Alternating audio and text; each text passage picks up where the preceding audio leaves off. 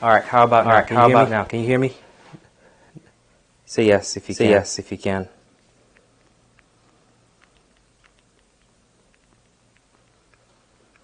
So we're working on the math portion, Zuri. Yep. Man, need a whole crew to get this thing done. Oh my God. Yeah. What page are we on? 37? Okay. Yeah. Okay. Alrighty.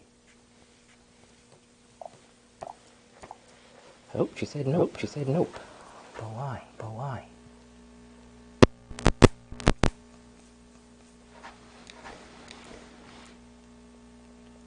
Can you hear us now? Nothing? Wave if you. I can't see you.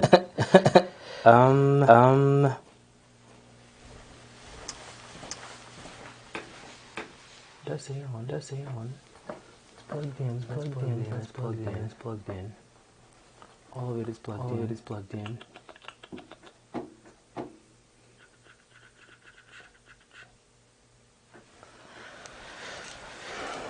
What I could do. Oh yes, now she can hear me. She said yes.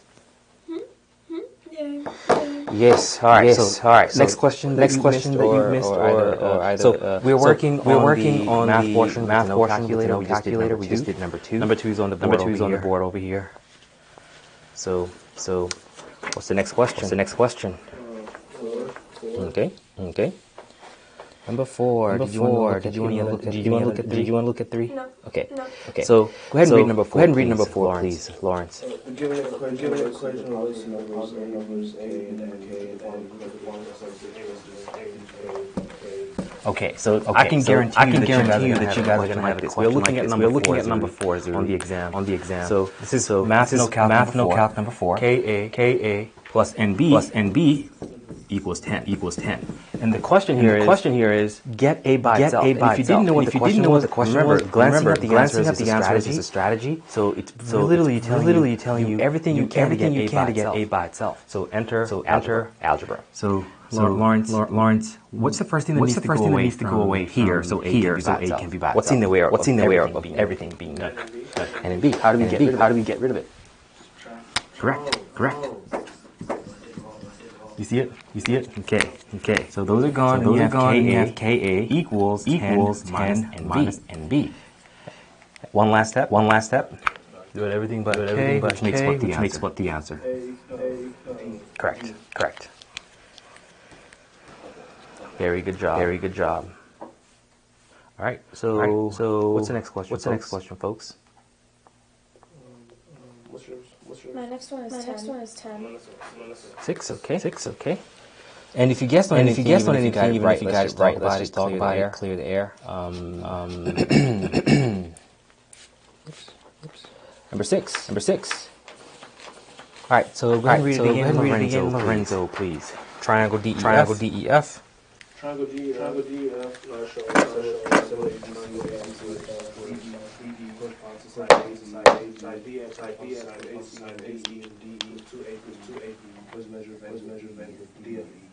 Now remember, this is about similarity. You have a right triangle. This is number 6, by the way, Zuri. So A, B, C.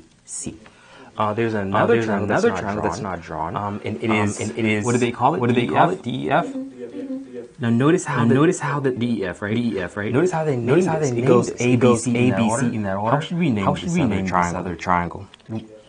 Sure. In which order? Okay.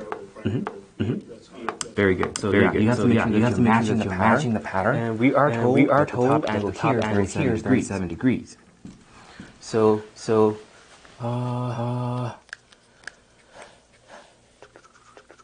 DE corresponds to AB. We already know all this stuff. So what are they asking? Measure of angle DFE. Angle DFE. We need this angle here. One thing you need to know about singular triangles, even though they have different lengths, angle measures are always the same. So angle C is the same as angle. Yep. So if you know this one, you automatically know vowels. Oh, he was already given to you. No, that's why I was like, oh, is this a question? So I just won't go in. That's two questions. Right. Yes. Exactly. All right. So you're so close. Like I said, you're right there. All right. So the correct answer then would be I forgot. 90 take away 37 is 40, 50, 53. Okay. On to the next question. Zuri, did you have a question that you wanted to go over? We were number 6. Heading over to number 10 now. It's got to be a reminder of this life. It's got to be a way to see this live, right? Maybe she can say yes on the actual chat. No. There's no place to chat. Okay. It's got to be one. I'll figure it out later. Did you have another number 6 from number 10, or did you go into 10 straight? 8. What's 8 about?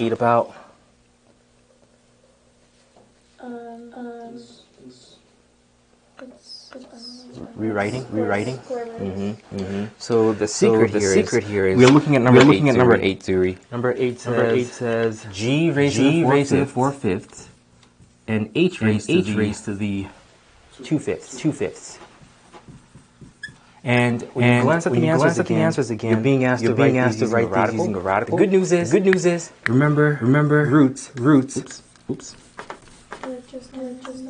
You did this lesson. Very good. Yeah, awesome. So your denominator, they have the same denominator. So that means the denominator is your root. So this is the 5th root. And then you have your two variables. So you put them inside of here, of course, right? The numerators are the ones that go in here. So this is G to the 4th power and H to the second power. Yep. And if you forget what goes where, you ask yourself on a plant, where does a root go? Underground. So the root goes on the bottom. The root goes on the bottom. Yep. She said 11. So under 10. That's what I put. All right. B as in boy. What did you put? Me? Put B. So that was a correct answer. Someone gave you marked it incorrectly. So just do a plus one off to the left side right there. Plus one. Yep, right there. So we'll recalculate this. Good for you. All right. Let's go. So we hear you number 11. But we have a number 10. A request for 10. So let's do 10 first, and then we'll do 11. Okay. X plus 2 equals 8. So these are the absolute values. X plus 2 equals X plus 8. X minus 8. All right. What is the solution to the given equation? Now, guys, these types of questions, the most not efficient. The quickest way to do them is use the back solving method, which you take each answer and you plug it back into these equations. It actually works out or not. So why don't we try plugging in the -6? -6 plus 2. All right. -6 minus 8. Yeah, but this will be 14. Is that true or false? So we know A is not the answer. And we try the next. So you keep doing that until one on the left side equal the right. So try -3. -1.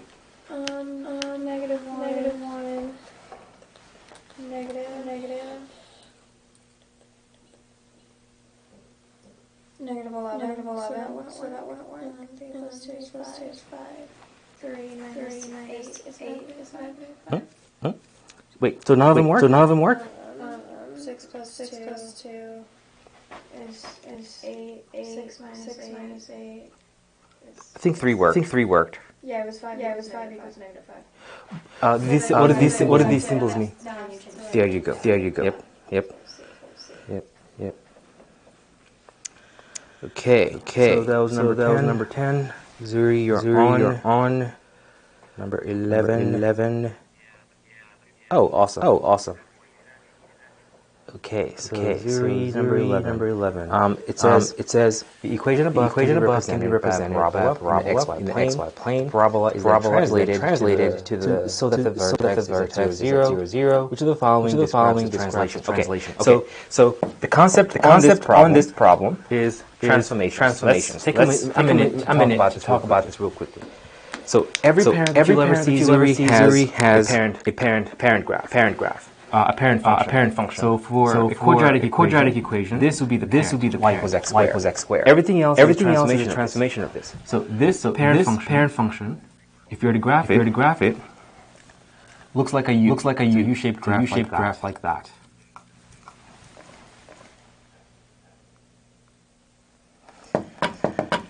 So you can move this graph left or right, up or down. You can make it skinnier, blah blah blah. I want to show you what all that means in terms of like an equation. So y equals a x minus h squared plus k. So we're gonna enlist some help friends in here who are in here right now. Does anyone remember what this a value does? It's reduction of x. Okay, so the a value. Correct. That's it. Then negative. If you have a negative at the beginning, this is what accounts for the reflection over the x-axis.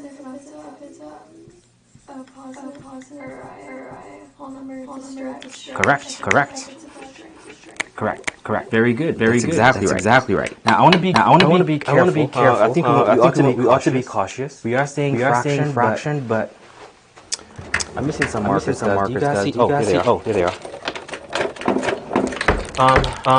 So if you have a negative here, a reflection over the x-axis, which basically means your graph is upside down. Just flips the graph upside down.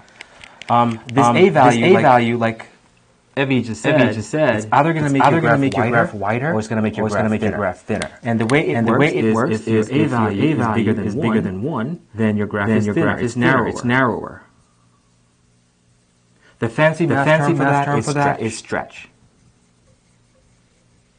And if your a value is between 0 and 1, then the graph is wider. And the fancy math term for that is shrink or compression. That's what this a value does. All right, so we keep moving along. What does the minus h do? Lawrence, do you remember? The minus h is attached to the x, which means it's moving your graph either left or right. So minus h tells you if you're going left or if you're going right. I want to pause here because the minus h is the weird one. It does the opposite of what you think it'll do. So if it says minus 3, you would actually be going right, not left. So be very mindful of this. I'm going to put stars around it just so you know that it's a weird one. It does the opposite. All right. Now back to you. Okay. I got you. Back to you. Maybe you can tell us what the K does, Evie. Yes. Very good. Now does it do the opposite, or does it do what you think it'll do? Exactly. So when you're looking at number 11, we have y equals x plus k squared minus k squared minus 8. X plus 5 squared. Can't read very well. And we're being asked which translation describes. We know based on our knowledge, this plus 5 is going to do what? Yeah. So this plus 5 here moves it left 5, and then minus 8 does what? Down 8. And I just match the answer to what we just said. 5 units along the x-axis to the left, 5 units left on the x-axis, and 8 units down on the y-axis. Which choice is this?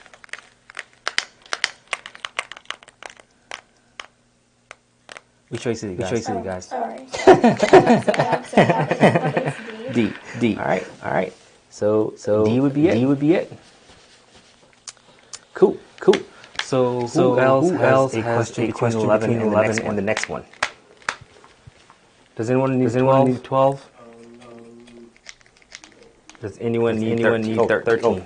Yeah, I got it right, but I guess you kind of guessed on it. Okay, cool. Have you get this one right? What, number 13? 13, yep. 13, yep. Yeah. Cool, cool. All right, so I'm going to erase this. And Zuri, if you have any questions, make a note of them. You and I have the one-on-one, we can just go over them and I can clarify them. Okay. The graph of the function f defined by blank is shown. The graph passes through those points where a and b are constants. What's the value of b? Oops.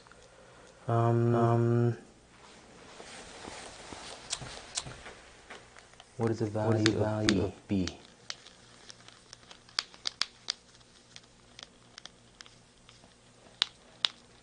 So the graph passes through those points where a and b are the value of b. Okay.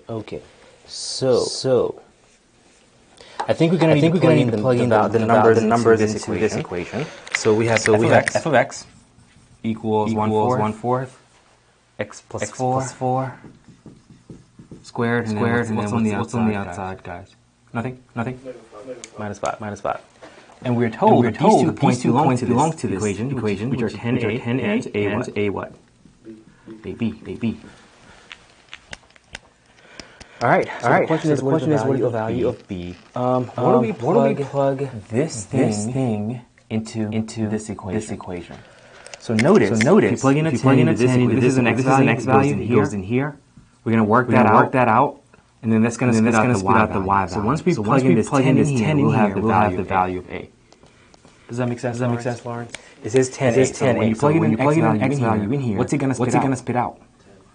Nope. You plug the x value in, it spits out the y value. So when you plug in the 10, it's going to give you this value. Right. So let's go ahead and do that. So plug in a 10 right here. 10 plus 4. 14 squared. You just multiply by 2, I think. 196. So, and then you want to find a quarter of 196. This is the no-calc section, though. So 4 goes into 19. 4 times. And then the remainder is 3. Drop down to 36. 4 goes into 36. 9 times. And subtract 5. So you have. We now know that this value is a. Great. So guess what? This is 44. What's this one? Yeah. So we can rewrite this 44, comma b. The question is asking you to solve b, right? Well, how would you find b? If you know this is 44, how would you find b? Again, this is an x value. You need a y value. Plug it back into this equation. So now we're putting in this 44 in here. Zuri, I'm hoping this is making sense. What's a quarter of 44? 11. Minus 5. 6. So your answer is 6. D ends up being 6. Oh, it is not an option. Oh, it's negative 10, guys. The Your what? My work was really like. Oh, yeah. The equation. Is also always very like I can't even really understand what I do. Really? Yeah. Okay, so what happened? Word of advice start from the left and kind of work your way. So left and down. You do want to have order. That's important. That's very important to do. So sorry folks, I wrote down the wrong here. It's actually negative 10, not positive 10. But the method is the same. So let's just quickly knock this one out. So we're plugging in a negative 10 in here. Once we do, it's going to give us this value, yes? So a quarter, negative 10 plus 4, negative 6, square that, 36, and then we subtract 5. A quarter of 36, 9 minus 5, which is a much friendlier number in my opinion. Right. So now we know this number here is 4. So we got to find b. Once again, this is the next value. We can plug it back in here to give us what we're looking for. So in place of 36, I'm going to replace it with a quarter of 4, 1 minus 5, negative 4, which is happening. I got 11. Yeah, that's what I thought. What in the world, guys? I go, so, okay. Let me try and figure out my graph. Yeah. So I did 1/4 times negative 10 plus 4 squared minus 5. And so then I did 1/4 times 36. And then I did minus 5, which is 4. Agreed. And then Oh, we didn't square it. We didn't square it. Yep. So, because 16 times 4? yeah. Your x value was a 4 initially, right? Right. Your initial, right. So we got to do the 4 squared first, right? Yeah, a quarter 16 is. I give up on this problem. I got 1/4 times 4 squared minus 5. 1/4 times 4 Plus. Oh, there's you're right. That's what the mistake is. This is what happens when you don't show all your work. Because I was trying to skip steps. This 4 is the one that we found from the previous try. This 4 already existed. So we have 1/4 times 8 to the second power minus 5. What is 8 to the second power, folks? So 1/4 of 64 minus 5. A fourth of 64? 16. Take away 5. Which ends up being 11. So don't be like me. Zuri, show all your work, okay? all of it. Thank you for clarifying. Yes. All right, Zuri. So we have 13. Who wanted to see 14? I have a request for 14 already. You do. Okay. Now, Lawrence and Zuri. What's the concept behind this question? Quadratic. Solving quadratic, right? Now, when you glance at the answer, is this factorable? How do you know that it's not factorable? Yeah, exactly. Now, is there a method for solving quadratic equations that enables you to use a root? You see it? Well, yeah. I got this right because I literally always suck at quadratic equations. Oh, well, you remembered it. I literally always on my test. Yeah.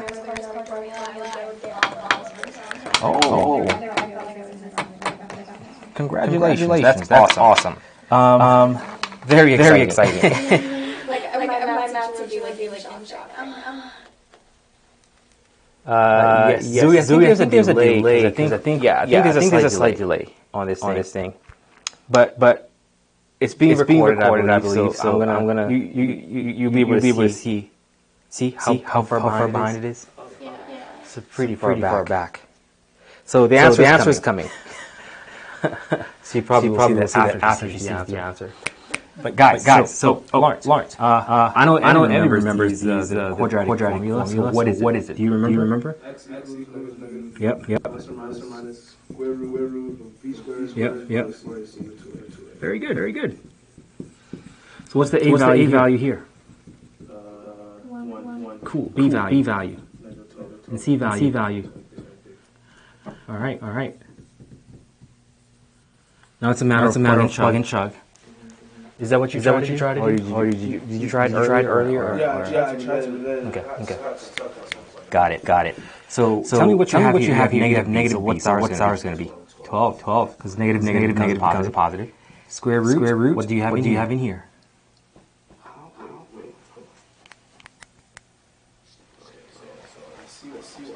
Okay. I don't know how I put 36 for it. Wait. Hold on. B squared. It should be 1/4. I don't know why I said 36. I have no idea where that came from. Got it. Like, I'm looking at it right now. It's like, Right. Be mindful. When you guys are plugging in a negative number, make sure it's in parentheses. Over 2. So we can skip this one then, I guess. Actually no, because Zuri asked about it too. So now you have 1/4.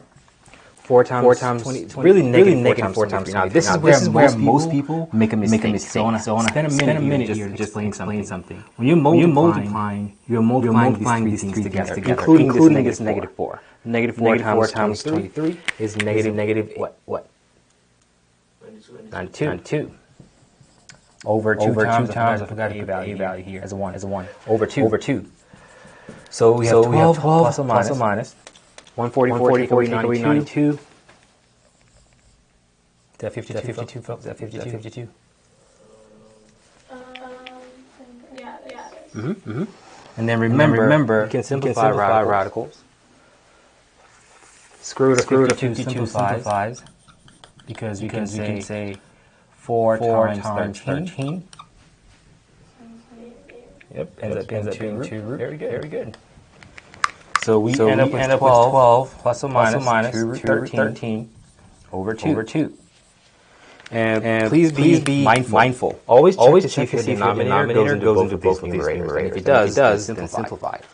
So 2 goes into both of them, therefore we can simplify this. 2 goes into 2 once, 2 goes into 12 6 times. So our final answer then becomes 6 plus or minus square root of 13. All the answers are just now.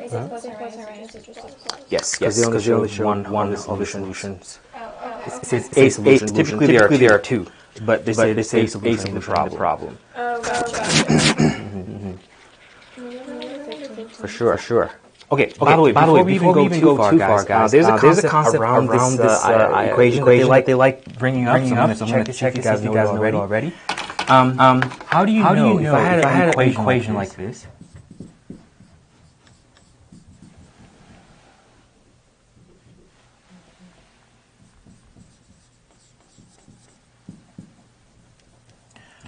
How many solutions does this equation have?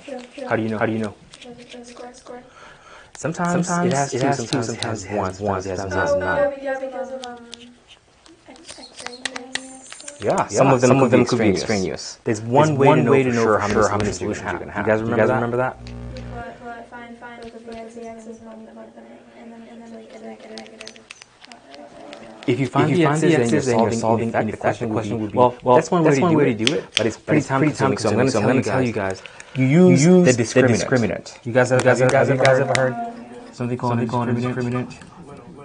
We did. Yeah, the discriminant is only this inside part of this equation, which is b squared minus 4ac. And three things can happen, right? Your discriminant can be bigger than 0. It can be equal to 0, or it could be what? Less than 0. Each of these things mean something. If your discriminant is bigger than 0, it means you have two real solutions, I should say. If it's equal to 0, you have one real solution. If it's less than 0, meaning a negative number, you would have no real. But better stated, two imaginary solutions. So remember the discriminant. All right. Erase this. Are there any questions, folks? We good? Okay. You also mentioned something that I do want to clarify. When we were doing the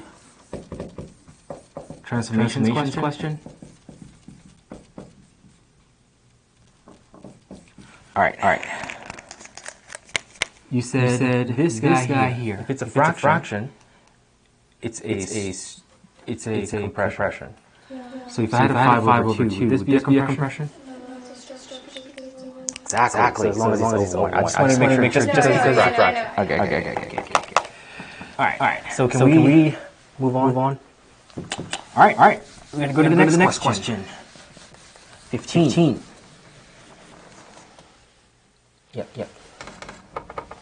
She wanted 15 too. So in the XY plane, go ahead and read it, Evie. From the XY plane, 3, 10, and 3, 10 are inside the diameter of a circle. Which equation represents this circle? You just taught me through this. It's all good. So why don't we sketch this so we have a better idea? We're on 15 Zuri. So I'm not even going to graph this on the X and Y plot. Just make a rough sketch of it. One of the points are negative 10, so we'll pretend it's over here. And the other one is at 310. Well, maybe I'll do a X and Y plot. X-axis over here. You guys see that? Yeah. I shouldn't do that. That's actually not accurate. I like you guys. All right. Let me put context next week. I don't think this is visible online, so I'm going to get rid of it. It's too light. Okay, so let's say we have an X and Y plot. Y-axis, X-axis. One of the points are negative 3, 10. We'll call this 10. We'll call this negative 3. Call this positive 3. One of the points are negative 10. And the other point is at 310. So those are the endpoints. If we're drawing a circle, sort of looks like this. This making sense to you all? Yeah. So where's our center? Yeah. So we already have the center of the circle at 0, 10. What's the radius of the circle, folks? Yeah. From here, 1, 2, 3 units. Oh, too many. Yeah, so the radius is 3 units. Which means we can now write the equation. Remember the equation of a circle is x minus h squared plus y minus k squared equals yes. And hk is the center. Okay. Remember when you plug in the center of your equation, you change the sign, right? Yeah, so it would be a. Yep. X squared plus y minus 10 squared. Yep. Equals 9. So this is 3 squared. So this is just x squared plus y minus 10 squared equals 9. That's the equation of said circle. Coolio. You guys keep note of how every question has a constant in it. And remember, if you don't remember a specific thing, you can go to Eddify and look through that list of topics and find the thing that you're struggling with and just watch videos. They're not very long. What is long, because I've categorized questions from the actual test.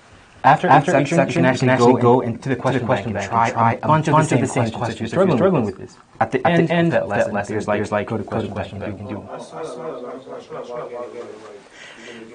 Okay, I got it. I'll set you up.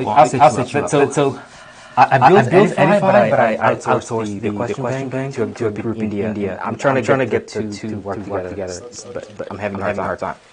What number are you guys? Now we're on like the written. Okay. The free response. I'm at number 18. Okay. That's 17 wrong. Zuri, how are we doing? Yeah, 17, 19, 20. We got you. Oh, we got you over there. Which camera am I on? So 17. You've got this. I wouldn't even have us go over it, but I think we do because we have 9n minus what? Plus 13? Plus 3 equals 59. Okay, so this question is literally yes. They worded it super weird. They just that's it. That's all they're asking. Yeah. That's all they're asking you. Just solve for n on this one, Zuri. This thing is super behind. Oh my god.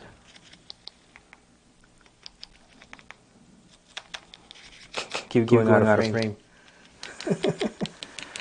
This is so strange. I gotta streamline this. Probably get one of those things that people wear rather than this.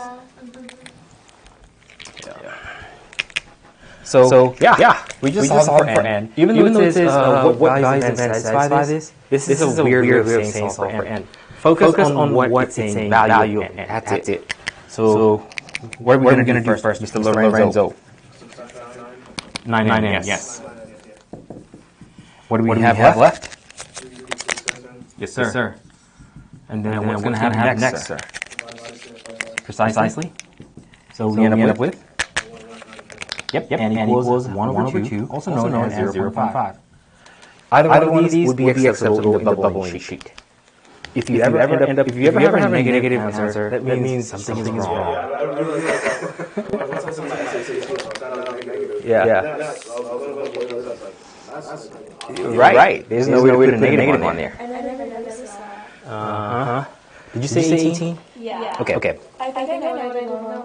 I plugged in 30 for like x in the actual equation on f of x. Am I supposed to equal that equation to 30? Yes. So actually, let's have a quick discussion about this. All right. So we are on 18 now.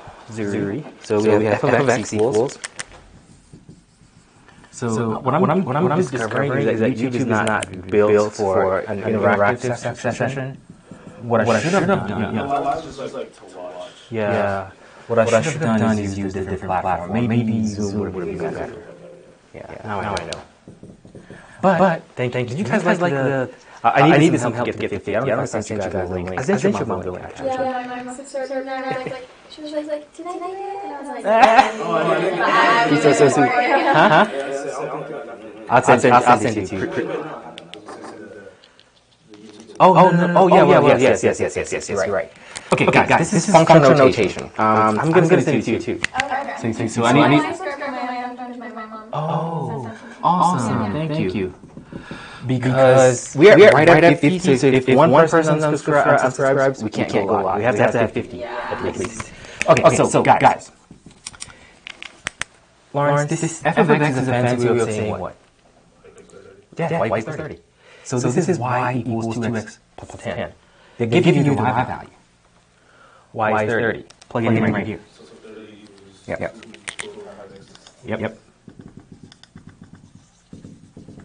And then you just use your algebra skills to get this by itself, get x by itself. What's the first step for you? Yes, sir. And then what? Yep. 20. And then what? Very good. 20 equals 2/5 x. And then to get rid of a fraction, I think. Very good. Yeah. To get rid of a fraction, multiply by its reciprocal. Very good. So those are gone. And we end up having. Sure. Can I suggest that you simplify this because it's no calc? If you can cross cancel, life will be easier for you. I always forget to do that. I mean, if you were to do it, no harm, no foul. Just do it. Yeah. So x equals 50. So just to super clarify, had I said, give me f of 2, what would you have done? Then I would have plugged it in for x and the actual equation. Exactly. Does that make sense to you, Lawrence? Sometimes it will give you something like this. Yeah. They will say, maybe let's do 10. If you see something like this, this is the point that they're giving you. In a super weird way, this is the point. Oh, just out of this context, so just in general. If they give you f of 10 equals 14, it's a point. 10, 14, x is 10. When next is 10, what's y? Yep, it's an order pair. Cool. Give us a thumbs up, Zuri, if you can still hear us and you're with us. That's blurry. Why is it blurry? You guys see how blurry that is? There it is. Oh, sometimes maybe the stream is getting weird. I don't know. Okay. Did someone want to see? She said, see 19, we just did 18, so 19 says, an office building has a room with a square-shaped floor. The actual length of the floor is 90 times the length of the floor on a blueprint drawn to scale. The actual area of the floor is p times the area of the floor on the blueprint. What is the value of p? All right. Concept. Yeah, this one I'm so bad at changing. I don't even know where I'm going. Oh yeah? Okay. I literally just like Alright, so this question, folks, one or two things we could do. This is a similarity question, but the concept really behind this is proportions. You know what, before we do this question, let's actually just take a smaller version of it, just to make sense of things, right? Have you cooked anything lately, Lawrence? Okay, like, sure, how many eggs did you make? Alright, so 2 eggs. Now let's use baking. Have you baked? Either of you baked anything lately?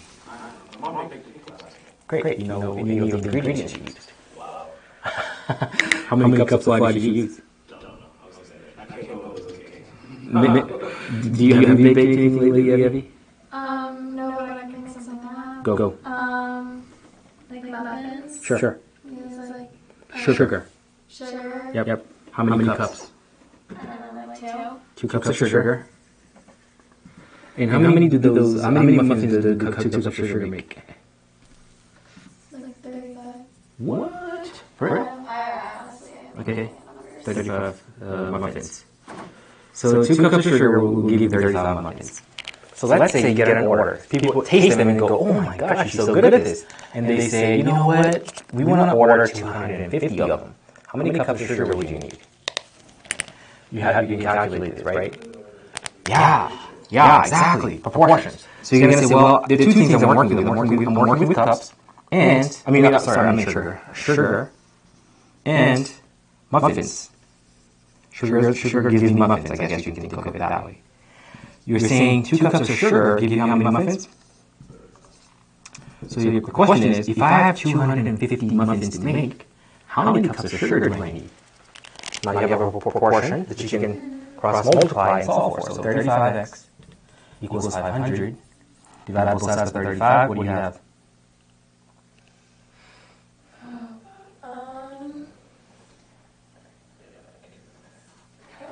Okay, 100 times 100 divided by 7. 100 divided by 7. Yep. Okay.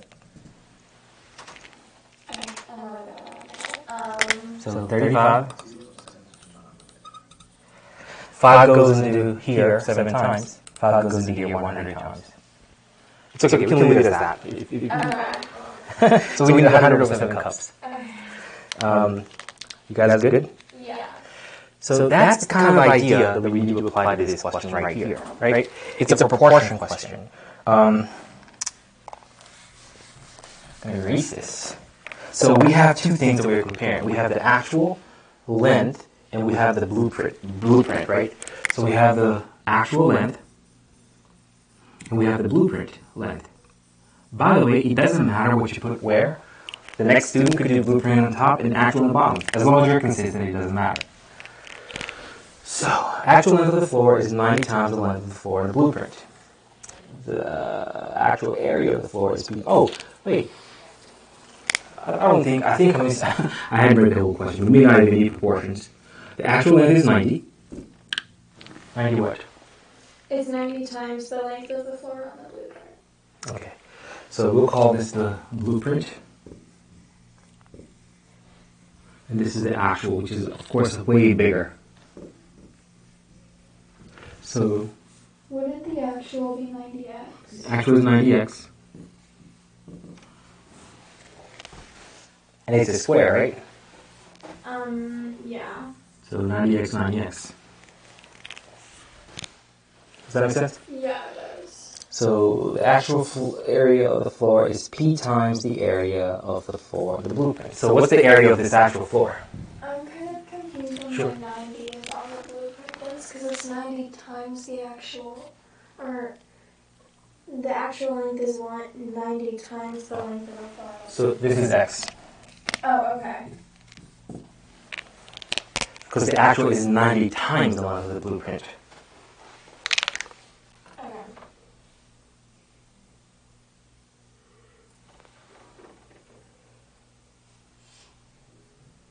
Cool. So now we go, the question is, what's the area of the blueprint? Area of the blueprint? Area of a square is, just basically the side times side. So x times x is? X squared. Area of the actual, again, 90x times 90x. Yeah. 9 times 9?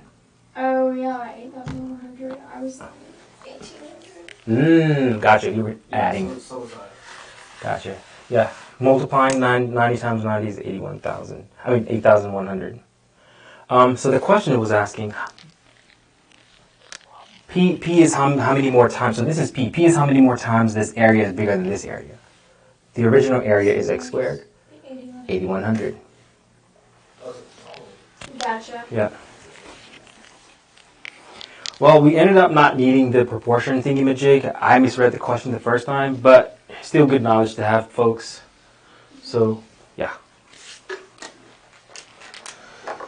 Alrighty. 20 was another one that someone wanted to see. Am I right? Yeah, I got number 21 as well. I didn't even answer it. 20. Okay, cool. So the graph. You. What did you say? You needed 20. Yeah, I need 20. Okay. So the graph of y equals ax squared plus c, where a and c are constants, is shown. What is the value of a? What is the value of a? You know what I'm thinking? I'm thinking on reading. I'm going to meet with you guys individually because reading, we probably want to read the whole passage. Can we do reading and writing together? Yeah. I do writing as well. Yeah, we can do writing today because it's conceptual. Okay, because I struggle on that one. All right, and then reading, I'll meet with you guys individually. So we need to find some time. You and I think, are already meeting. No, wait, we're not. No, I think we are during the week next week, actually. Oh, okay. Unless my mom. Yeah, I think so too. Yeah, I'm almost positive we are. Okay. I can ask her. She sent me a screenshot, actually. Cool. I can find it. I think Thursday. Thursday? If I can come. Yeah. Okay, if not, we'll do the online meeting. Yeah. Do you ever leave school early on any day?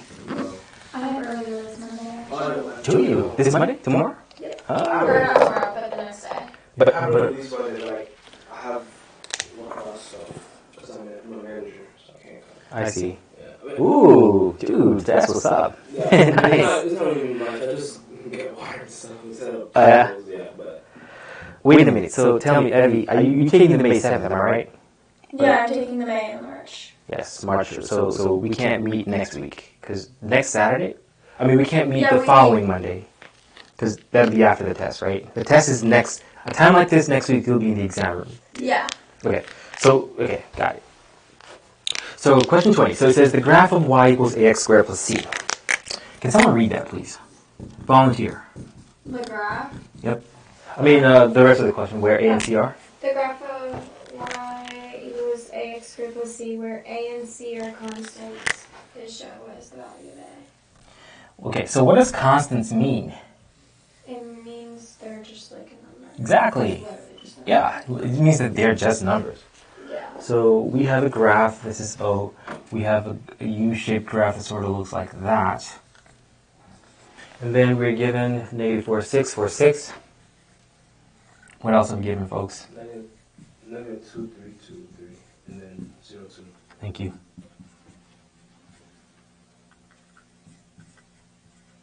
0, 2? Yeah. Right there. The question becomes, what is the value of A? What? Okay, so they want us to write an equation using the points given. Guys, does anyone know what the C value is? Is it 2? It is 2. Yeah, because remember the transformations we saw, guys? Oh, because it's the y-intercept. Yeah. Yeah. Oh. Plus K. Yeah, there you go. So this point here is 0, 2. So we already know this is a 2. Can we start writing it out? Y equals A, x squared plus 2. Now, we were being asked for A. We can use any of these points, plug them back in, and that way you only have one unknown. Does that make sense to you? Mm-hmm. Only A is unknown if you just use one of these points. I know you guys like to live life on the edge. I would not. I would rather do the easier thing. I don't want to mess with these negatives. So why don't we choose one of these points? Awesome. Which one would you like to go with? I did 0, 2. I wouldn't use 0, 2 because 0, 2 is kind of already featured in here, so I would rather go with the 2/3. Okay. So yeah, so let's go with the 2/3. What's going to be the y value? 3 equals a times 2 squared plus 2. Using algebra? 3 equals 4a plus 2. Mm-hmm. Minus 2 on both sides. Yep. 140. Yep. One equals 4a, so a ends up being 1/4. Yeah, that makes sense. Cool. Very good. All right, Zuri. That covers the math no calc. Fantastic. Let's keep going.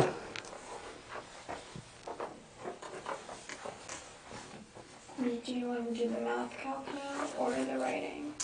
We can do. We want to do. We can do writing. How many math no calc do you have? You want to go over? Just look it over. Math calc? Math no calc. How many math no calc do you need? Math calc? I got 10. Sorry, math calc. So 10. How many about for you? Oh, I didn't write the number there. Okay. Okay. Let's do writing. Let's do writing.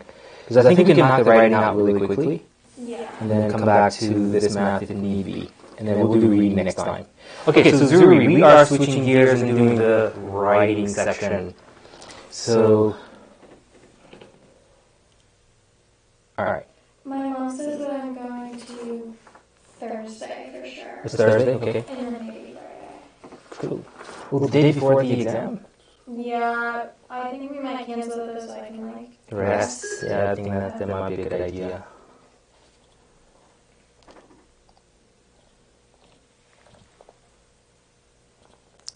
Alright, what number are we doing first, guys? For the writing? Alright, number 2? Oh wait, I got number 1 and then Okay, sure. Can someone give me a page number? I'm struggling finding this. Thank you.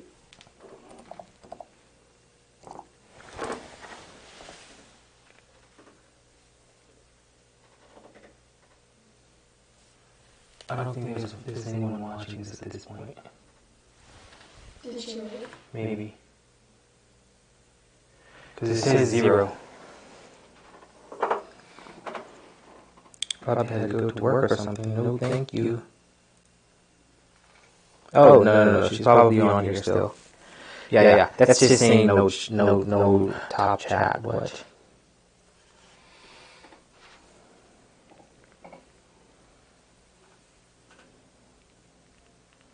Switching to writing language. I'm also discovering I probably need someone to just man the chat. Yeah. Can do both. Okay, number 1. So, here, guys, remember the objective is we are playing the role of a chief editor of a big magazine or a newspaper or a publication of some sort. And you have a lot of people who work under you. Your job is to fix their work before you publish. So, number 1 says, scrolling down, why don't you actually read it? Speak a little louder, actually. So, strolling down the stone path surrounded by Japanese dogwood trees, visitors to the Smithsonian Institution's Hirshhorn Museum and Sculpture Garden might notice hundreds of paper tags gently swaying from the Japanese dogwood tree's branches. Okay. So, what is the error here, if any? Strolling down a stone path surrounded by Japanese dogwood trees, visitors to the Smithsonian Institution's Museum and Sculpture Garden might notice hundreds of paper tags gently swaying from the Japanese dogwood tree's branches. I said there was no change, but that's wrong, so I don't know. I said C because it was like redundant. It said Japanese trees in the same twice in the same sentence. Yeah, there's no need to say that twice. And you guys said you missed it? No, I got it. Oh, yeah, I was going to say, what? I was going to say that's the answer. Okay, got it. Yeah, you're right. That makes sense. Yeah. No redundancy rule. So number 1 would be C because it says dogwood trees twice. We don't want to hear dogwood trees 2 times. Yeah.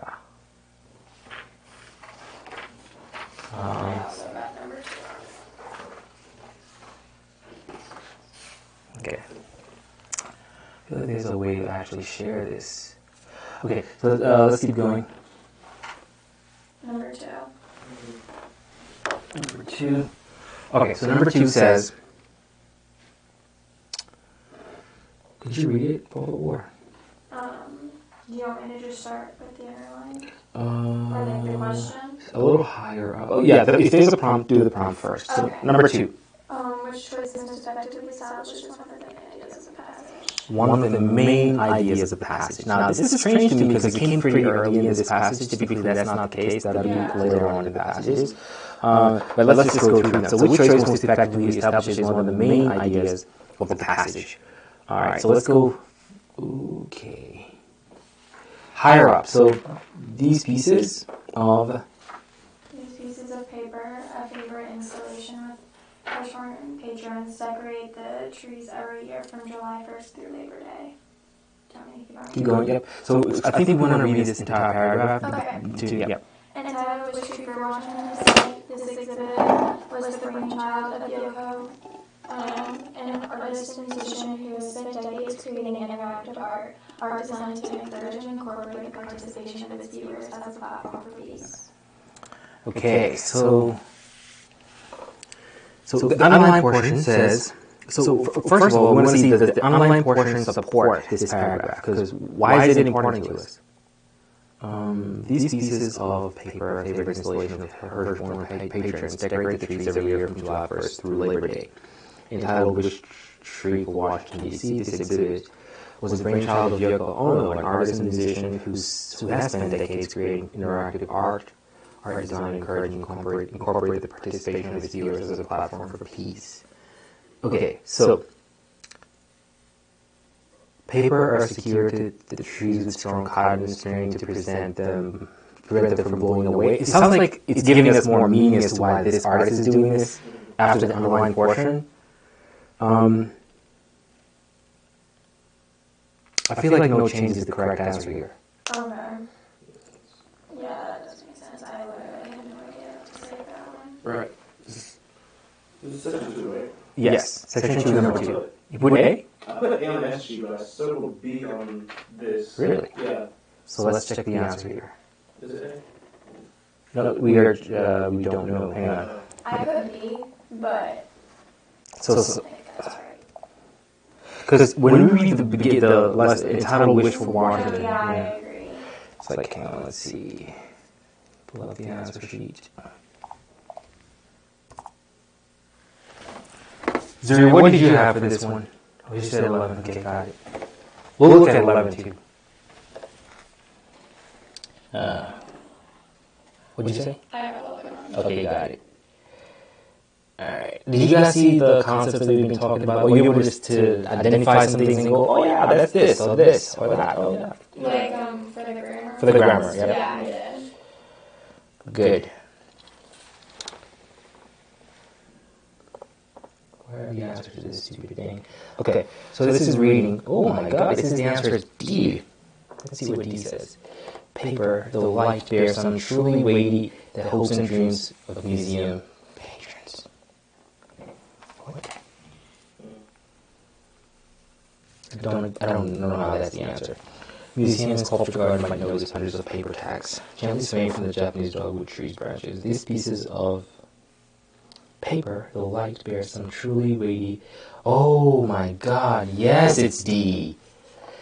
Yes, though the installation is just paper, it bears some truly weighty, the hopes and dreams of the museum patrons. What are they hoping for? Peace. Yeah. Yes, it's definitely D. Yeah. That one was confusing. Yeah, that was definitely a confusing question. All right, what's the next one? My next one is 16. Okay, what about for you? My next one is 6. 6, okay, so let's go over 6, and then we'll do 11. All right, so do you want to read 6 for us, please? Sure. Okay.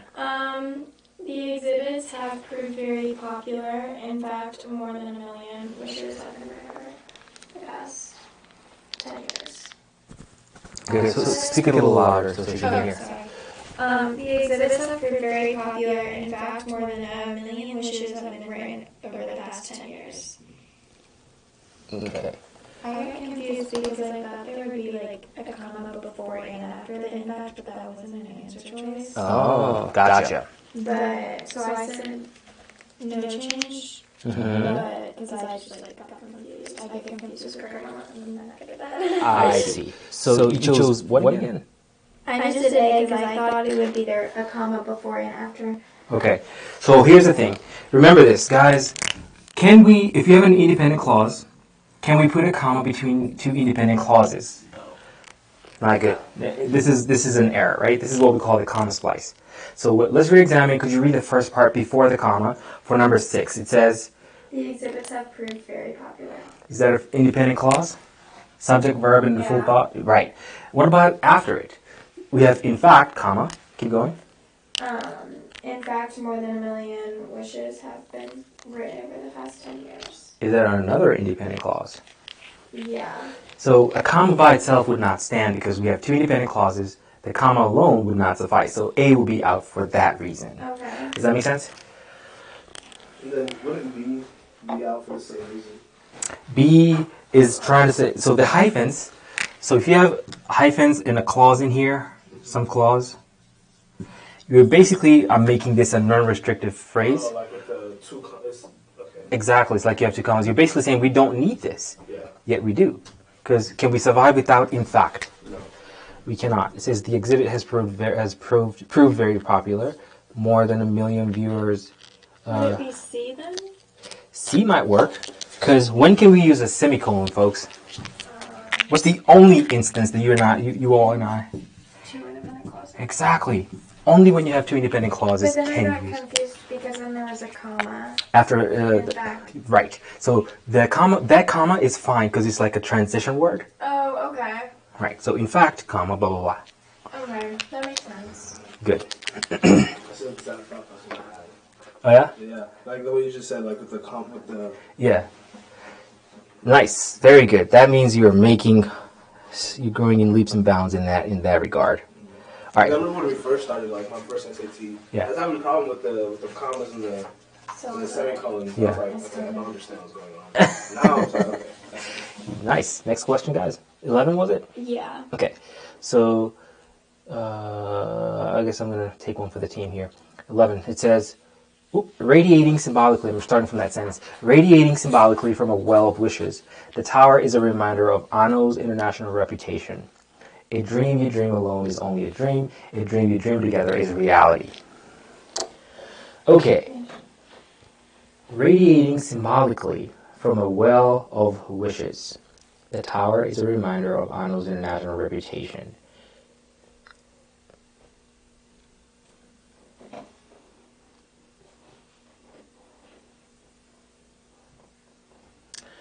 Okay, I don't think no change makes any sense. This is not about reputation. Remember, early on, we learned that, what's important to these people is world So it would peace. be B. Yeah. So it would be Anno's own wish for world peace. Gotcha. B, as in boy. Yep. Okay, next. I'm trying to stay in frame because I'm standing here and I'm not even in frame. Gotta move this chair. I'll just put a chair down. Pull this chair over here.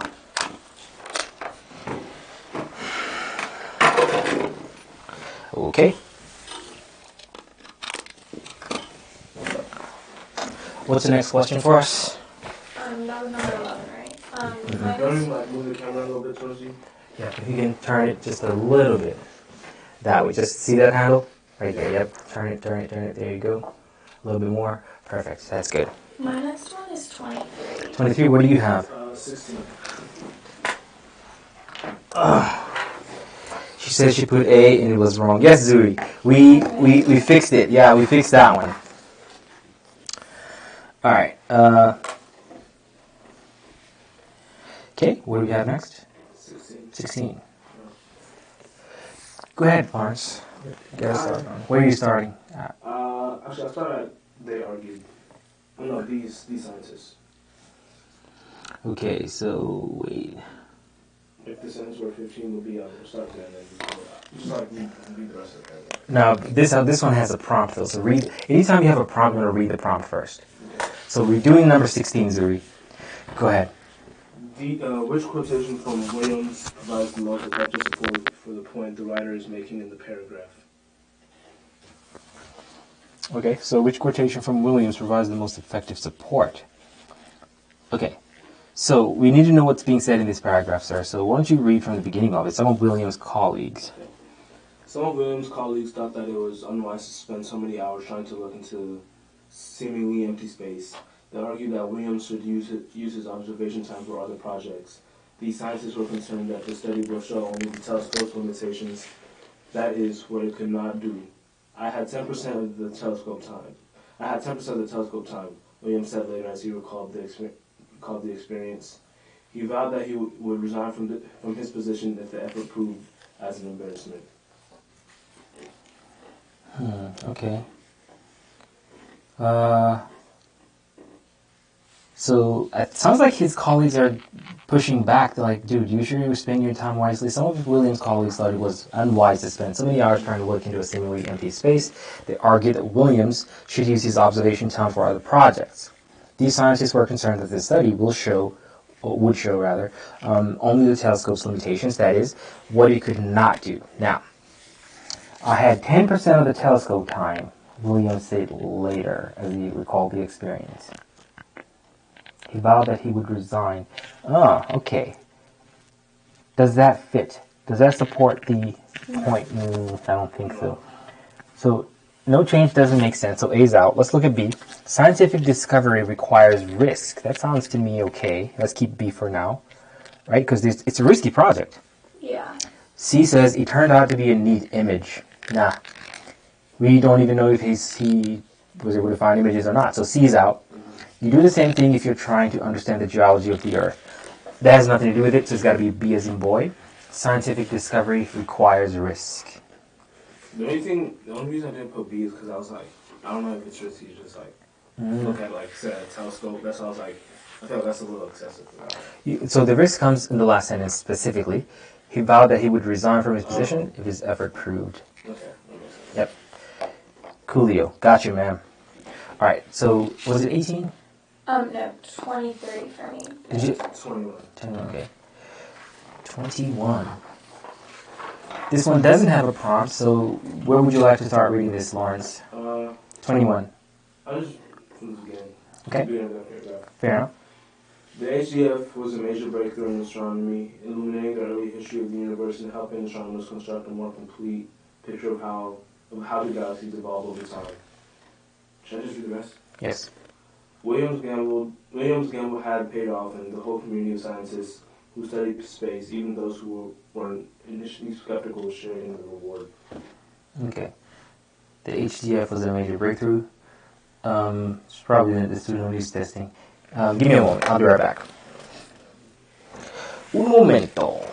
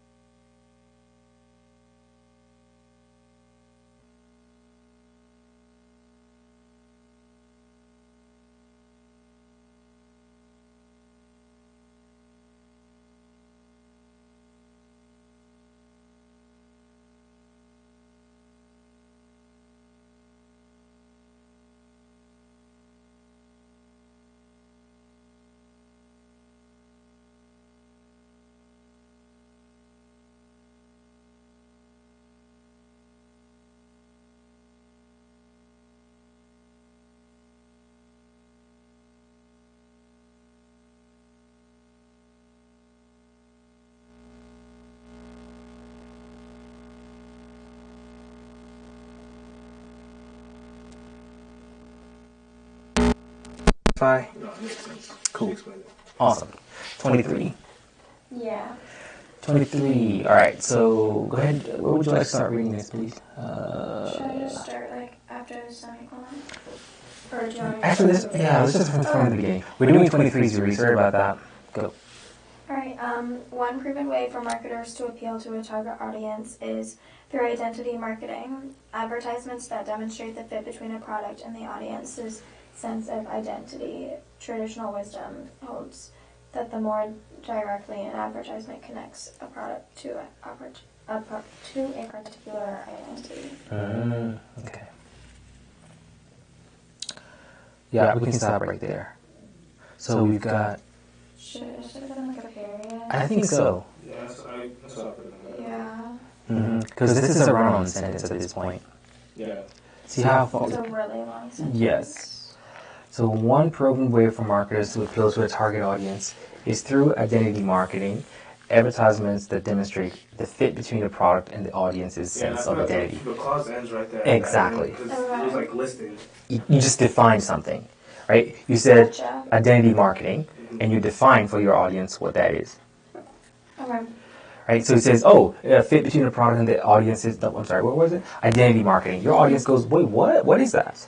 So you put a colon there, and you explain what identity marketing is. And that's the end of the sentence. Yes. That makes sense. Mm.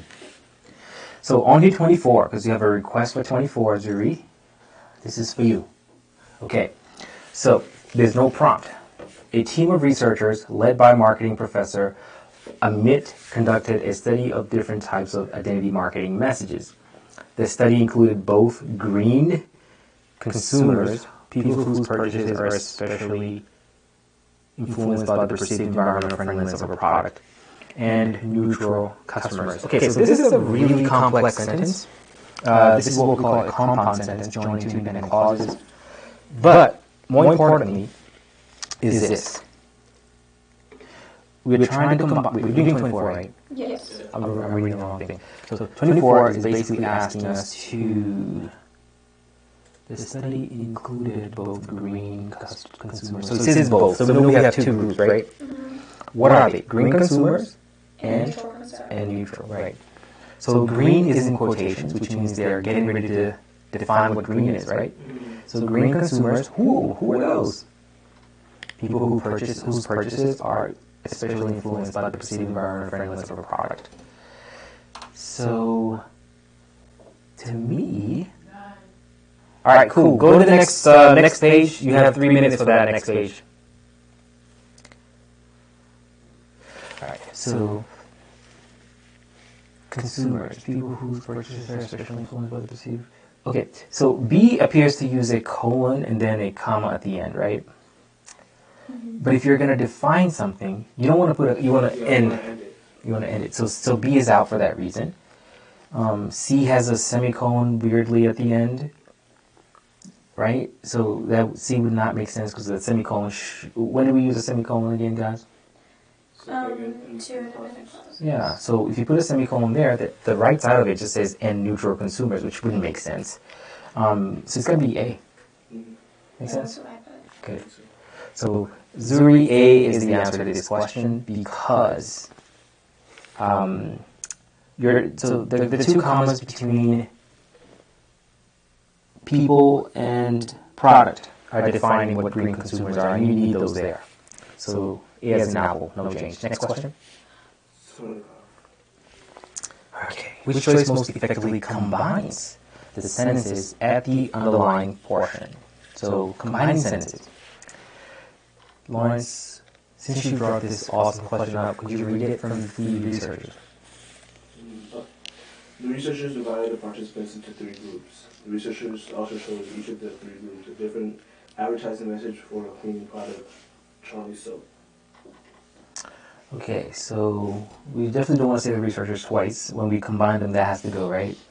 So it says the researchers divided the participants into 3 groups and showed each group a different advertisement. So yeah, I think it's B, the shortest, most concise. Yep, that's what you got? Yeah. Very nice. And our next one? My next one is 30. My Mine is 27. Okay, so Zuri had 27 also. So Zuri and Lawrence. So 17. I mean, not 17, 27. The researchers then asked, comma, the participants to rate. First of all, do you think that the first comma is necessary or not? No. Not necessary. Good. So we already know that no change doesn't make sense. So now the question becomes, we're looking at choice B. Does the second comma make sense? The researchers then asked the participants to rate on a scale of 1 to 7, comma, their likelihood. I put D, but then I looking at it and I don't think it makes sense. If that comment doesn't make sense. Yeah, this I don't think needs any punctuation. Yeah. You read it straight through. So it'd be D. Right, because all the other ones are either a comma splice or, yeah, just comma splices. And improper use of a colon. Remember what we said, guys? We cannot use a colon unless the left side is a what? Right. You can only use a colon if the left side is an independent clause. Then you can do a colon, and then anything goes here. We can do another independent clause. We can do one word. Or sometimes it's an explanation. Yep, very good. You can even do a list. All right, so the colon here doesn't work because the left side of this, is it really an independent clause? It is not. So, next question for us, 28 or 29? 29, got it. Does 29 have a prompt? 29 does not have a prompt, so go ahead and read the question, please. The results of the study suggest that marketing executives have discovered an effective new strategy. Okay, so the results of this study suggest that the marketing executives have discovered. Okay, what's the subject here? The results. Plenty of them, right? Mm-hmm. Which verb goes with results? It should just be no change. Correct.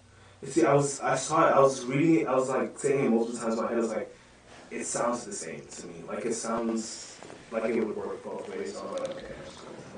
The results. So remember, this is one of the places you can use. Remember the prepositions, guys? Anything a rabbit can do to a log?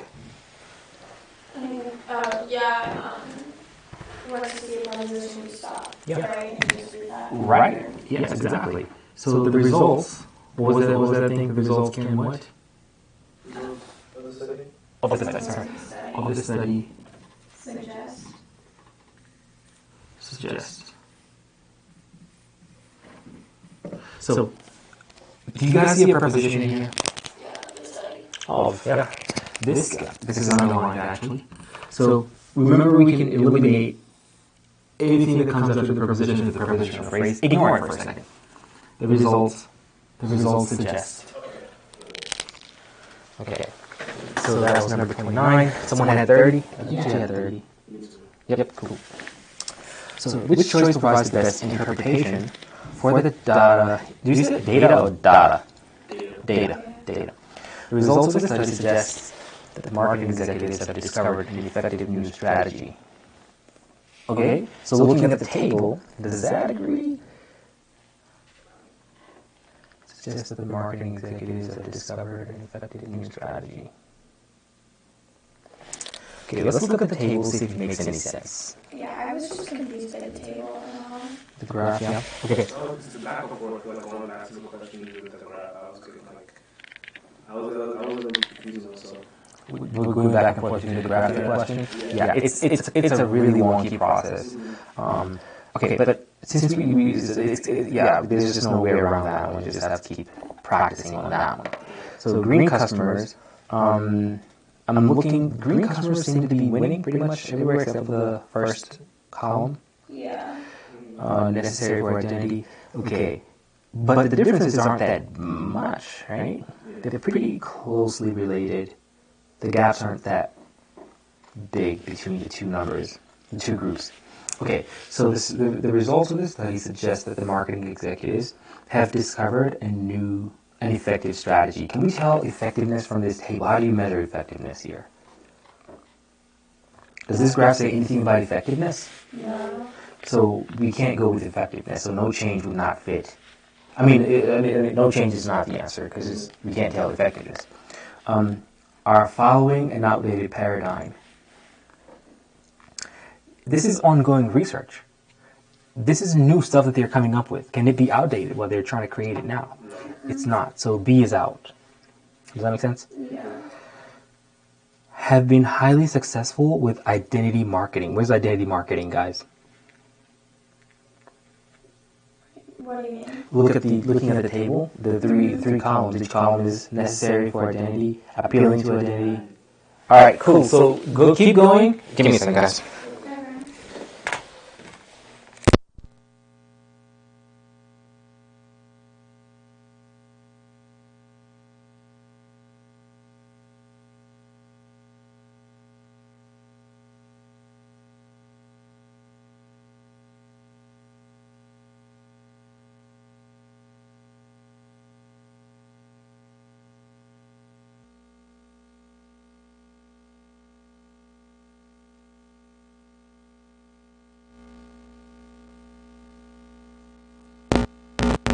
Being highly successful with identity marketing. The differences aren't that big. So you can't say highly successful because, yeah, they're pretty much on an even keel. So then it's D. Because they're all about the same. So Yeah, I would agree with that for sure. Okay. It's an annoying question for sure. It is annoying. Next one. I got 33 wrong. Okay. Do you have anything between? I have 34. Okay, so 33 and 34. Zuri. Okay. All right, so 33. Do you mind reading for us, Evie? Do you want me to just start from the conclusion, the beginning of the conclusion paragraph? Good idea. Okay. In conclusion, while consumers do seem to favor products that claim to fit with their identity, messages that boast of a product's superior link to a group identity seem to turn off the very group to which they were designed to appeal. To continue being successful, marketers will need to take these findings into consideration and aim for more direct appeals to consumer tastes. Okay. Which choice provides the most effective conclusion to the passage as a whole? What was this passage about, guys? It was about reaching your target audience, like appealing to your customer and just figuring out what it is that really inspires them to buy something from you, right? So we're trying to fine-tune that process and see how can we get people to buy stuff. Because he was trying to appeal to like one group and then this another. So with that said, to continue being successful, marketers will need to take these findings into consideration and target specific consumer identities for their advertisements. Specific identities don't help. How do we know this? Because it's from the graph. Yeah, they were even keeled. Yeah. So C says, experiment with more nuanced appeals to consumer identity. I like that one. Yeah, that's how I put it. Okay, yeah, because you're nuanced means you're really paying close attention to the minor, the tiny little details. Okay. Then- I didn't know what nuanced meant. Got it. Yeah, super, I like... was like, All right, so direct... So what, did you get this one right? I think 33 is C? Yeah. okay. Okay, good. Make sense? Yeah. Awesome. Because that's how like I literally just didn't know what that word meant. I don't know if I knew what the word meant, like if I used it right, but like when I was looking back at the graph, I was like, because we concluded that it's not like the differences aren't that major, so I saw it as like more like average, like whatever appeals to the majority, like keep it level, I guess, because they saw that their experiment wasn't really working that well. But I don't know if I saw it wrong. Well, I got it right. You're on the right track, I guess. Sometimes you luck out, you know. All right, so Zerby wants to see 32 real quick. So 32 is a transition word kind of question. Remember, these you cannot answer in isolation. These are context questions for sure. You got to read what's above it, what's after, and see if you're continuing a thought, if you're changing a thought, or if it's a cause and effect relationship. So, let's go a little higher up. We go to maybe the message. Go ahead, go for it. Me? Yes. No. Oh, louder.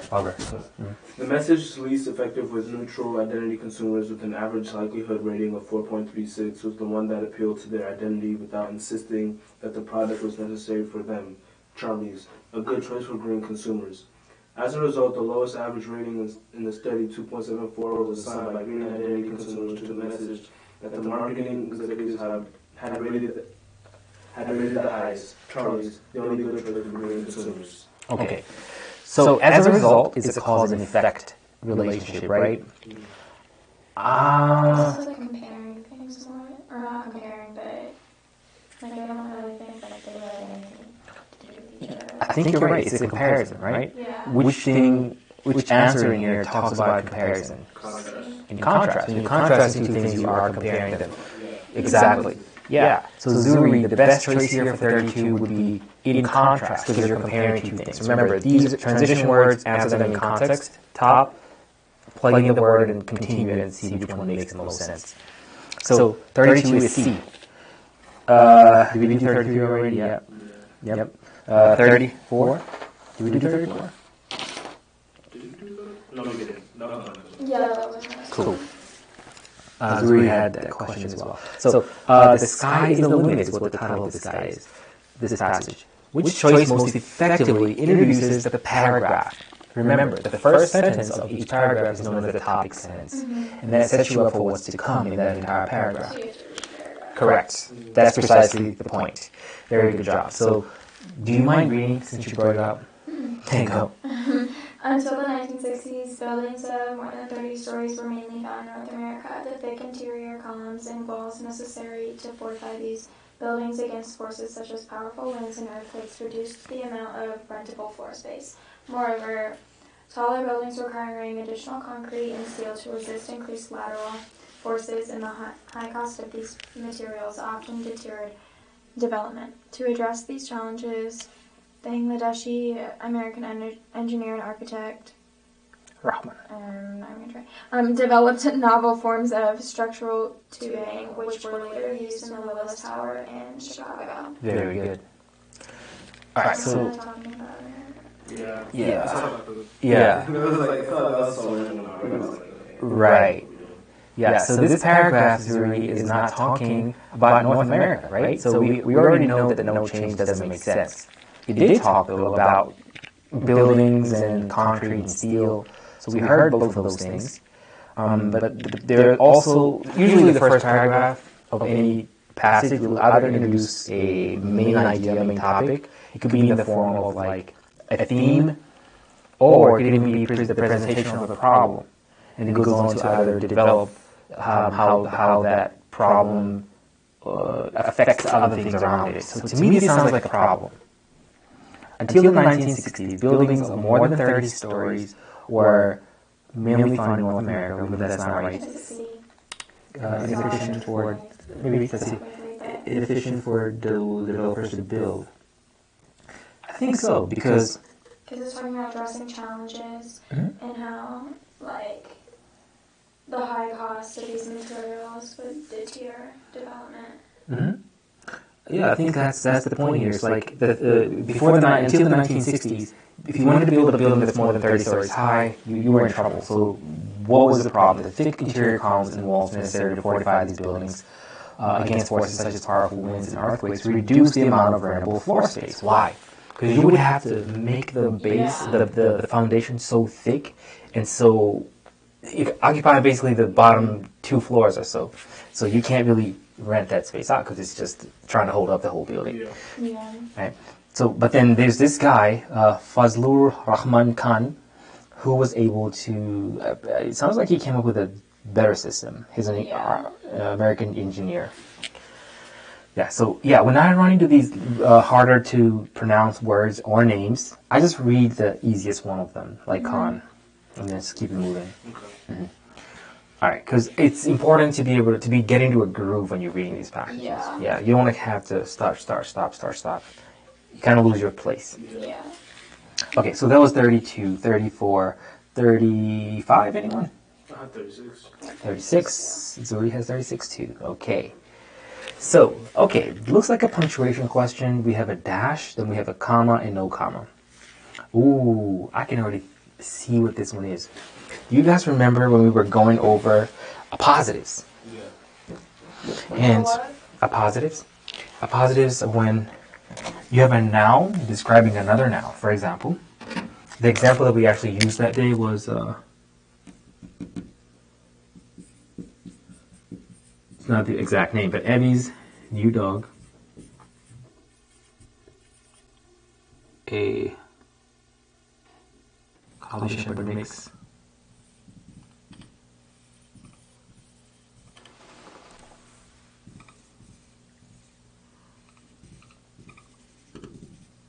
Is 2 years old. So, and his new dog, a Collie Shepherd mix. So this part right here is the appositive. It's a noun describing what noun? The Dog. And we said if you have that, you need commas in between it. Does that make sense? Yeah. Right. And we said sometimes this can be tricky. Something appears to be in a positive, but then it isn't. The example that we put up on the screen or whatever, I don't know if you. Yeah. It was like this. It was like a wide receiver. Yes. Julio Jones.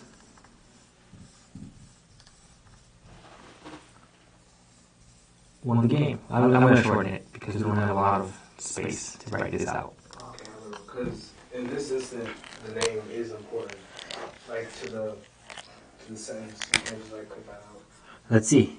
So if you're putting commas around this, we're saying Julio Jones is in a positive right now. Yeah. So to test if it's really in a positive, delete it. Would we have an okay sentence? Would this sentence be sound if we deleted Julio Jones? Would be wide receiver won the game. Does that sound grammatically sound? No. It does not. So you would say this is not on a positive. So I want to remove this because it's not a positive. Only a positive get the privilege of having those two commas. So you would say wide receiver Julio Jones won the game. This would be the correct version. However, nope, not even a comma, just straight read. Now if I added the word the at the beginning of this, and then I ask again, do we need these commas? Is Julio Jones now in a positive or no? Yeah. Yeah, because if we deleted it, what do we have? Yeah. That's the concept behind this question. So then the answer is D. Let's see. That was quick. To address these challenges, Bangladeshi American engineer and architect Fazlur Rahman Khan. We would need a comma after Khan if that's the case, right? We do? We would, but we don't have it in the current form. And this is what we see. So it says it goes to the straight to the negative. But Kind of confusing. okay. So what I'm saying is, ideally for me, I would have liked to have a comma after Khan, like between the guy's name. Yeah. But there's no choice that does that. None of these choices have a comma between the guys' names. Okay. Does that make sense to you? So that means since we don't have both comma at the beginning and the end of the guy's name, we have to remove all of them. So D would be it. Right? Because ideally, we would like to have a comma after architect and after Khan. If there's not, then it's not. Yes. Because it's not a positive. So 36 would be D as in dog. Next one? Next one's 39. 39. The maximum is 41. 41. I think, did you say something? You guys hear anything? I think so. Okay. 1 second. Be right back.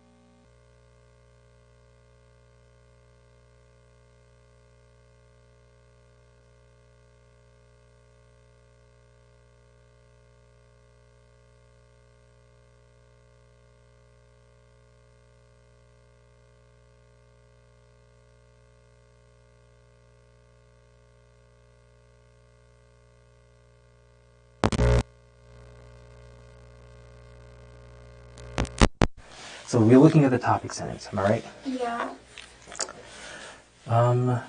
Could you read maybe from the beginning of it? Yeah. Realizing the advantages of the tube structure, Kahn developed the bundled tube system. Chicago's Willis Tower, designed by Kahn, was originally intended to be only 70 stories tall. Wait, I'm sorry, where are you at? What number are we on? 39? Yeah. Wow, where did you start reading? Oh, I'm reading the one above it. Got it. Okay, so now I'm with you. At least 70 stories tall. Got it. Go.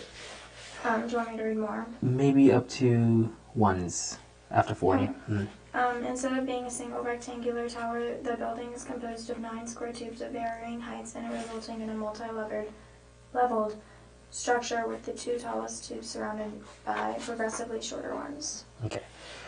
So, which choice most effectively establishes the main topic of the paragraph? So, realizing the advantages of this tube structure, Kahn developed the bundled tube system. Chicago's Willis Tower, designed by Kahn, was originally intended to be only 70 stories tall. I don't think that's relevant to this. Mm-hmm. So A, no changes is out. They don't really say anything about it being a landmark. Or do Some of the they? most renowned landmarks to feature this system.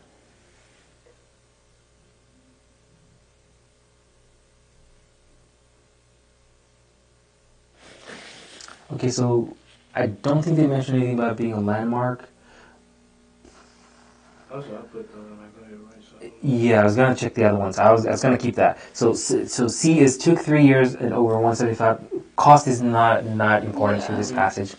It's an iconic structure that many still refer to as Sears Tower. That's not saying. Yeah, that's how I got down to it. Because I realized. I don't really see anything about landmarks, but like none of the other choices make sense either. So I just like kind of guessed on one. Got it. So yeah, this is. Like none of this makes sense. Yeah, this is purely a. Which one sounds best? Which one sounds best kind of setting, and which one's most relevant to us. Yeah. It's like you see, they keep mentioning the Willis Tower, Willis Tower, Willis Tower. Sounds like it's an important building in this place. Yeah. Makes sense? Yeah, that does make sense. Coolio.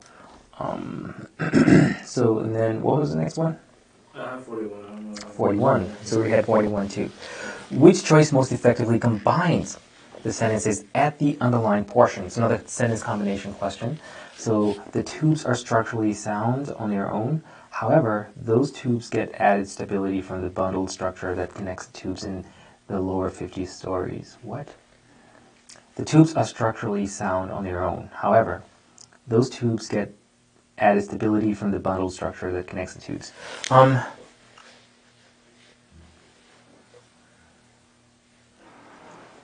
Yeah, this will confuse me. So let's go through the choices one by one. I was trying to see what both parts say. What does the first sentence say? The tubes are structurally sound on their own, right? Mm-hmm. The second part says what?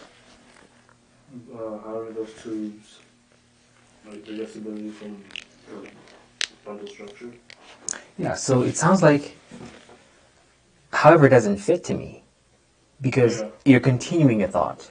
Those tubes. However, sounds like it's changing. Yes. So we're saying in the first sentence, the tubes are structurally sound on their own. And the second piece is saying the tubes get added stability. So you should be continuing a thought here. Okay, I think I know what it is. Okay, so what do you think it is? I think it's B. Oh, can we put a semicolon there? I don't think so. Oh, I didn't even realize that's a Okay. Mm-hmm. We could go through it. I think it's C. Because with the bundle structure creating added stability due to, yeah. So it's got to be C. C is That's what I said A. Really? That's not right. Okay, so wait, what? I But the got bundle? it wrong. Okay, so which of the following was effectively combines?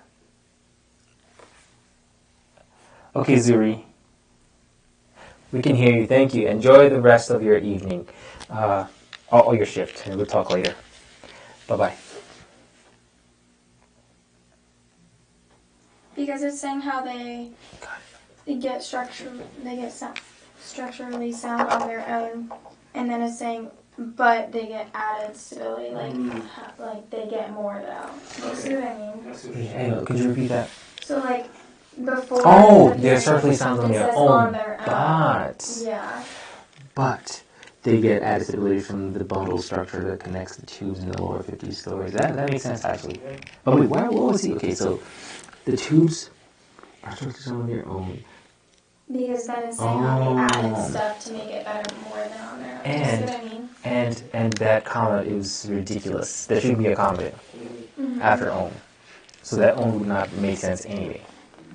So yeah, I agree with you 100%. It is A. Because the first one has a comma fanboy.